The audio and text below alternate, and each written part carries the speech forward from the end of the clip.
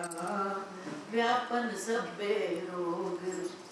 बेमुख होया राम ते लगन जन्म वियोग। खिन में कौड़े होए गए जितने माया भोग। विच न कोई कर सके किस तै रोवे रोज। कीता किछ ना होवई लिखिया तुर संजोग। पट पागी मेरा प्रभु मिले ता उतरे सब वियोग। नानक को प्रभु राख लियो मेरे साहिब बंदी मूझ। कब तक होवे साध संग बिन से सबे सोच। कब तक होवे साध संग बिन से सबे सोच। पंचम पातशाह श्री गुरु अर्जन देव जी महाराज 12 माह में हर महीने में जीवात्मा को प्रेरित करते हैं कि यह बंदे तू परमात्मा के साथ जुड़। महाराज क्या कह रहे हैं? कब तक कर्म कमाने दोष ना गाहू जोग।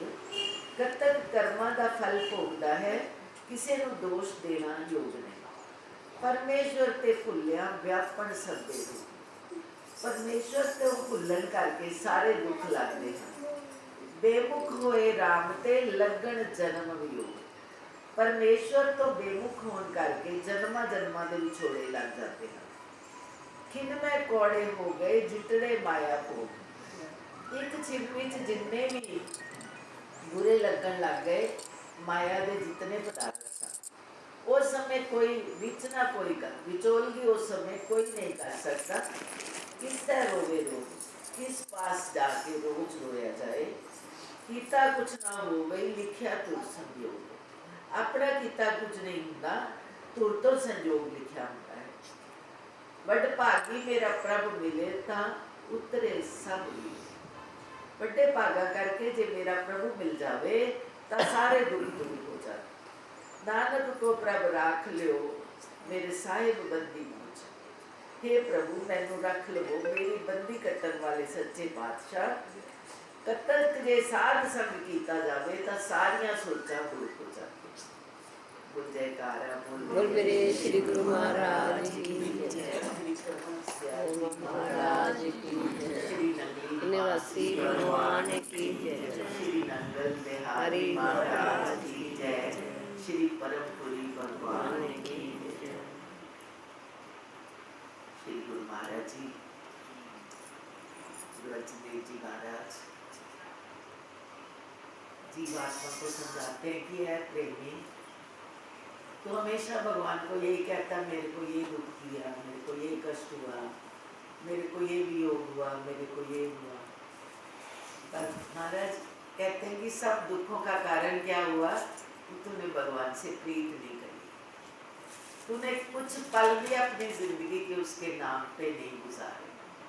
बंदा जाता है मंदिर जाता है गुरुद्वारे जाता है प्रार्थना करता है फिर संसार के लिए करता है। संसार से निकलता है और संसार के पदार्थों के लिए भी प्रार्थना करता है भगवान ये कम है ये पूरा कर दो ये नहीं है ये पूरा कर दो। कभी नहीं कहता भगवान कभी टाइम निकाल के मेरे पास आ जाओ मेरे प्रभु मेरे को अपनी याद में इतना इतना मेरे को अपने प्रेम का दर्द दे दो कि मैं तेरे बिना नहीं रह सकूं। फुर्सत का बंदे को भगवान से प्यार करने की। दुनिया से फुर्सत मिले तब ना प्यार करेगा। फुर्सत के वक्त में भी सिमरन का वक्त ना निकलो। जब कभी वक्त मिला भी तो बैठ के गप लगा ली। ये नहीं किया कि चलो कोई शास्त्र पढ़ लो गुरु महाराज जी का हुक्म देख लो क्या है। फुर्सत के वक्त में भी सिमरन का वक्त ना निकला। उस वक्त वक्त मांगा जब वक्त तंग आया। जब बहुत बीमार हो गया शरीर रोगी हो गया कुछ करने लायक नहीं रहा तो फिर कहते हैं भगवान थोड़ा टाइम और दे। लोगों ने कई जन्मों में भी उसको पाया और लोगों ने एक जन्म में भी उसको पाया। ये आपके प्रेम की आपकी विरह की आपकी तड़प की तीव्रता है कि आपके प्यार में कितनी कशिश है कितनी खिंचावट है। आपको अपने प्रीतम के लिए कितना दर्द है कितना प्यार है। बात याद रखना हमारे घर कोई मेहमान आता, हम बहुत सारा सामान उसके आगे रखे, बहुत कुछ करें, पर उसको अच्छे से बोले नहीं, उनसे उनका साथ सत्कार नहीं करें, उनको प्यार नहीं करें, तो उनको आपकी चीज़ों से कोई मतलब नहीं। ये एक सामान्य जन का स्वभाव है। तो भगवान को आपसे क्या चाहिए भाई? आपकी तो सांस भी उसके हुक्म से चलती है, उनका हुक्म ना हो तो सांस भी ना आए। जो कुछ हमारे पास है उस ठाकुर की अमानत है, उसने अमानत दे रखी है, हमें दे रखा है, पर अमानत अमानत होती है, उसको वापस लौटाना पड़ता है। वो हमें देता है और हम ऐसे पकड़ के बंद कर लेते, ये मेरा, और फिर वो वापस मांगे तो फिर आप शोर मचाते हैं, रोते हैं। जो कुछ है सो तेरा, गाते रोज यार, जो कुछ है सो तेरा, तेरा तो को सौंपते क्या लागे मेरे, तेरी चीज तेरे को देनी है। सबसे पहले तो सबसे ज्यादा बंदा अपनी मैं को, अपनी देह को, अपने शरीर को प्यार करता है। इसके सामने दूसरे की कोई कीमत नहीं। उसको ये स्वस्थ चाहिए, इसका हर अंग अंग ठीक चाहिए, इसकी जरूरतों का कुल सामान चाहिए, और मांगने के लिए भगवान जी। और भगवान जी के लिए जब बारी आती है तो हम कहते हैं मेरे पास टाइम ही नहीं है, मैं इतना व्यस्त हूँ, कैसे याद करूँ। प्यार के लिए व्यस्त होने का तो कोई काम ही नहीं है। जो जिसको प्यार करता है उसका दिल तो हमेशा वहीं पे रहता है, वो उसी के पास रहता है, चाहे वो शारीरिक तौर पे कितना भी बिजी हो, कितना भी व्यस्त हो, कितना काम कर रहा हो, और उसका मन की तार वहीं पे रहती है जहाँ उसका मन। तो हमारा मन जगत में, इसलिए हमें जगत के ये सारे रोग शोक दुख सताते हैं। और अगर हम अपने गुरुमान जी से प्यार करेंगे तो हमारा मन पल पल श्वास श्वास अपने प्रीतम की याद में रहेगा। मेरे भगवान कैसे लग रहे हैं, आज उन्होंने कैसे वस्त्र पहने हैं, आज उनका मुखड़ा कैसा लग रहा है, ऐसा हम सोचते हैं। एक छोटे से बच्चे को हम 10 बार देखते हैं, आज ये कैसा लग रहा है, आज ये हंस नहीं रहा, आज ये चुप क्यों मत, क्योंकि हमारी ममता है उससे, भगवान जी से इतनी भी नहीं। तो ये प्यार की बात, ये मोहब्बत की बातें हैं उद्धव, बंदगी मेरे बस की। उद्धव ने बहुत समझाया गोपियों को, क्या करते हो तुम लोग दिन रात, घर में भी लड़ाइयाँ करते हो, और भगवान भी चले गए, वो भी नहीं आते, तो तुम क्यों नहीं बैठ के उनको याद करते, भजन क्यों नहीं करते तुम लोग। 4 बजे उठ के स्नान करने या गंगा या यमुना जी आके सब कृष्ण कृष्ण कृष्ण कृष्ण करते रहते हो। एक बैठ के सब लोग ध्यान लगाओ, आंख बंद करके बैठो और कृष्ण को अपने अंदर प्रकट करो। कुछ देर सुनी उन्होंने उद्धव की बातें, उसके बाद उन्होंने कहा उद्धव, जो बात तू कहता है हमसे होने की नहीं है, हमें तो उसका नाम लेने से उसकी याद, उसकी बात, उसकी हर बात, हमें, हमारी तो यही इबादत है। हम तो उसको याद कर लेते हैं, उसको चाहे हम मटकियाँ भरें तो, चाहे हम पानी भरें तो, चाहे हम कुछ भी करें, तो हमारा तो बात कृष्ण के बिना नहीं बनती। हमारा तो हर काम कृष्ण ही है। हम घर में खाना भी बनाते हैं तो बिना कृष्ण के नहीं, कृष्ण के लिए ही बनाते हैं। उद्धव ज्ञानी है, उसको उनकी बात समझ नहीं आती, उनको उनकी भी बात समझ आती। तो उद्धव ने बहुत ज्ञान देने के बाद जब देखा कि हर श्वास में वो स्वा कृष्ण के सिवा, कृष्ण के नाम के और तो कुछ करते ही नहीं, उनको कोई काम ही नहीं है सिवा कृष्ण के, इबादत ये क्या करेंगे, इनकी तो हर श्वास में इबादत हो रही है, क्योंकि जो जिसको याद करता है वही तो उसका प्रियतम है। तो इनको तो कृष्ण के सिवा और कोई सूझ ही नहीं रहा। तो उद्धव को भी बांधना पड़ा। उद्धव ज्ञान देने गए थे और 2-4 दिन के लिए गए थे, और उद्धव वहाँ 6 महीने रह गए। एक से एक बढ़ के गोपी थी। जब उन्होंने राधा जी को देखा, हजारों गोपियों के बंदे थी श्री राधिका रानी। तो उन्होंने कहा तुम द्वैत की बंदगी करते हो, परमात्मा अद्वैत है। तो राधा कहती है कि तुम मुझे अद्वैत समझते हो, कि मैं ध्यान करती हूँ तो मैं कृष्ण का करती हूँ, और कृष्ण आंख बंद करते हैं तो वो राधा का ध्यान करते हैं। राधा कृष्ण 2 नहीं है, वो एक है, क्योंकि राधा का हृदय कृष्ण के सिमरन में तन्मय है, और कृष्ण ताकत है मोहब्बत में, ये ताकत है कि बंदे को खुदा कर दे। पर मोहब्बत में ये लाजम है कि जो कुछ है फिदा, जो कुछ तेरे पास जिसको तू अपना कहता है, अपने प्रीतम के ऊपर वार दे। यहाँ तो हम नहीं वारेंगे, वारने के वक्त तो हम हिसाब करते हैं। बच्चे के लिए वारेंगे, भगवान जी के लिए नहीं। हिसाब करेंगे कौन सा फल ले जाए, सस्ता सा कोई जो मिले वो ले जाओ। और बच्चों के लिए तो फिर मोहब्बत तो बच्चों से है ना, हमें संसार से मोहब्बत। जिन्होंने प्रेम किया उन्होंने हिसाब नहीं किया। प्रीतम के प्रेमी तो बेहिसाब होते हैं, कभी हिसाब, छलांग लगाते हैं, देखते नहीं है गिरेंगे कि मरेंगे कि क्या होगा, लगाई छलांग लगा दी। तो या तो बनो भाई इतने भक्त बन जाओ, इतना ध्यान करो, इतना ध्यान करो कि वो ध्यान में आए बिना रह ना सके, या फिर उसको इतना प्यार करो कि उसके सिवा तुम्हारे दिल में कुछ रह ना जाए। क्योंकि यहाँ दो का तो रिवाज ही नहीं, द्वैत से बात बननी ही नहीं। जहाँ पे दो है वहाँ पे वो आते नहीं, उनकी आदत है। जहाँ वो होते हैं बस वही होते हैं और दूसरा कोई नहीं होता। जब दूसरा आता है तो कहाँ चले गए पता भी नहीं चलता। तो जो भी आपके इष्ट देव हैं, भगवान तो एक है, उनका राम कह लीजिए, कृष्ण कह लीजिए, राधा कह लीजिए, गुरुदेव कह लीजिए, वो एक ही एक है। आपका हृदय उस एक पे इतना टिक जाए, इतना टिक जाए कि दूसरे की कोई जगह ना बचे। जब आपका हृदय इतना पवित्र होगा तो प्रीतम को भी आपकी याद सताने लगेगी, उनको भी ख्याल आने लगेगा कि कोई मेरा बच्चा मेरे को याद कर रहा है। क्योंकि याद में ताकत है। बंदा याद करता है, भगवान दया करते हैं। याद का उल्टा दया। हम याद करते हैं, चाहे हम रो के करें, हंस के करें, प्यार में करें, याद में ताकत है। वो उस प्रीतम के हृदय को झनकार देती है। भगवान मजबूर हो जाते हैं देखने के लिए, मेरे को किसने बुलाया। आवाज में इतनी ताकत है। पर वो ताकत कब बनती है? जब आवाज एक हो। कभी इधर आवाज लगा दी, कभी उधर लगा दी, कभी उधर लगा दी, पता नहीं किसको। मोहब्बत में ये ताकत है कि बंदे को खुदा कर दे। खुदा मजबूर हो जाए बंदे को देखने के लिए, ऐसी बंदगी करनी है। और हमारे गुरुदेव सच्चे पातशाह, हमारे दरबार में दो तरीके हैं। एक तो आप सेवा करो, और सेवा में श्री कृष्ण ने बार बार गीता में एक लफ्ज इस्तेमाल किया, निष्काम। जो भी करो बदले में कुछ चाहो नहीं, निष्काम भाव से करो। सेवा करो तो, दान करो तो, पुण्य करो तो, भक्ति करो तो, निष्काम। और निष्काम कर्म से ठाकुर रीझ जाते, खुश हो जाते, बिना बुलाए चले आते।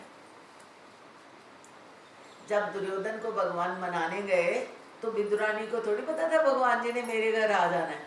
पर वो जब भगवान रथ पे आए थे तो सारे लोग हस्तिनापुर वाले भगवान की अगवानी के लिए गए, उसमें वो भी थी। तो भगवान की तरफ देखे जा रही थी कि अब ये बड़ा हुआ, कैसा लग रहा है, कैसा है। तो देखती जा रही थी तो उसको लगा कि ये इतने बड़े रथ पे आया है, ये तो राजकुमार है, मैं इतनी गरीब हूँ, मेरे घर में भी तो कुछ नहीं है, मेरे घर कैसे आएगा ये।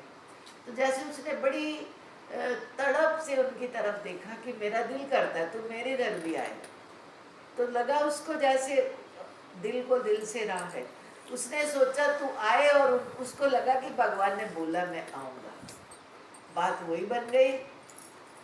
भगवान ने कितने तरीके बताए, दुर्योधन नहीं माना, धृतराष्ट्र नहीं माने।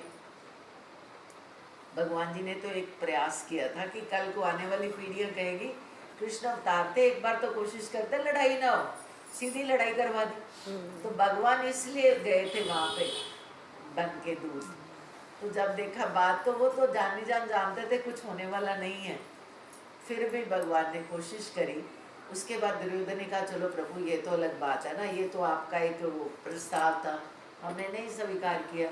अब रात का टाइम है, रात हो गई है, आप मेरे घर चलो, आप खाना खाओ। तो भगवान कहते हैं कि नहीं, मुझे भूख नहीं है। उनको कोई और याद कर रहा है, कोई और उनको पुकार रहा है, और वो कौन है? विदुरानी। विदुर जी भी उसी सभा में है, श्री कृष्ण भी वही है, दुर्योधन भी वही है। श्री कृष्ण निकले और सीधे विदुरानी के घर जाते हैं। वो इतनी पगली है, रात आधी हुई है, उसको लगता है पता नहीं दिन होने वाला है, श्री कृष्ण आए नहीं। वो तो कहते थे मैं आऊँगा, वो नहाना शुरू कर देती, नहाती है, फटाफट मैं नहा लूँ, मैं अपना घर से छोटी सी कुटिया साफ सुथरी कर लूँ, मैं नहा लूँ। तो भगवान ने वेट करी, वो नहा के आती है और चरणों में पड़ जाती है, रोने लगती है। भगवान कहते हैं मेरे को तो तेरे ही पास आना था, पर मेरे को ना भूख बहुत लगी है, कहीं मेरे मिष्ठान के खिलाते और भगवान देखते भी नहीं, और इधर भगवान कह रहे मेरे को भूख लगी है। तो सोचते मैं क्या खिलाऊं, मेरे पास कुछ है तो है नहीं। कहती हाँ, उसको याद आया कि घर में केले पड़े, केला खिला देती है। तो जो भी उसके पास आसन होगा उसने बिछाया, भगवान बैठे और वो केला छीलने लगती है। भगवान भी उसके प्यार में मगन, आंखें बंद है, और विदुर जी की, उसकी श्री कृष्ण की भी आंखें बंद है और विदुरानी जी की भी आंखें बंद है। वो इतनी पगली हो गई प्रेम में, उसने छिलके फेंक दिए, छिलके भगवान जी के मुंह में डाल दिए, और गुद्दा जो था केला बीच में निकला वो फेंक दिया। भगवान की आंख बंद है, विदुरानी की आंख बंद है, और भगवान बड़े प्यार से, जैसे बहुत कोई स्वादिष्ट पदार्थ है, क्योंकि उनको तो प्रेम चाहिए।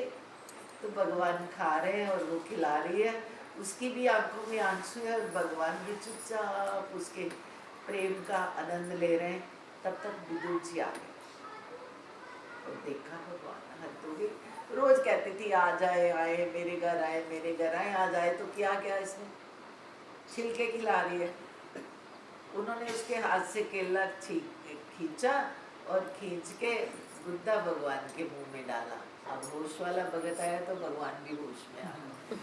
उन्होंने आंख खोली और कहा मेरा पेट भर गया विदुर जी, मुझे विदुरानी ने बहुत खिलाया। कहते सरकार देखिए क्या खिलाया। कहते ये नहीं मुझे पता, पर माँ यशोदा ने भी ऐसा माखन मुझे नहीं खिलाया जितना इसका ये केला स्वादिष्ट।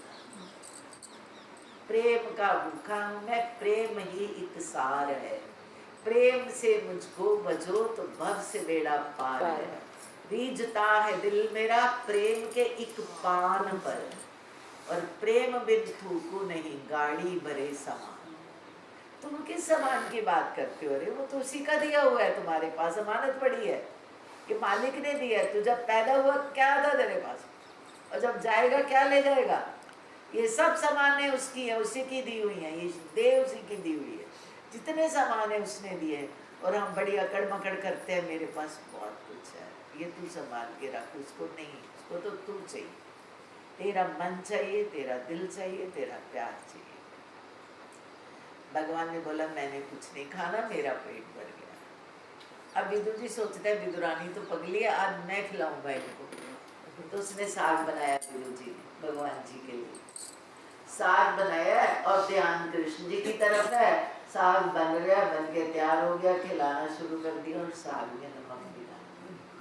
भगवान कुछ नहीं बोले, उन्होंने चुपचाप साग खाया। कहते विदुर जी थोड़ा सा आप भी खाओ ना, आप दोनों जने कुछ खा नहीं रहे, मेरे को खिलाते जा रहे। अब वो साग लिया, विदुर जी खाने लगे तो रोने लगे, सरकार आप ऐसे ही खा गए साग, इमेजिन करो साग में नमक भी ना हो तो कैसा लगता हो, घी तो आ ही नहीं मिलेगा।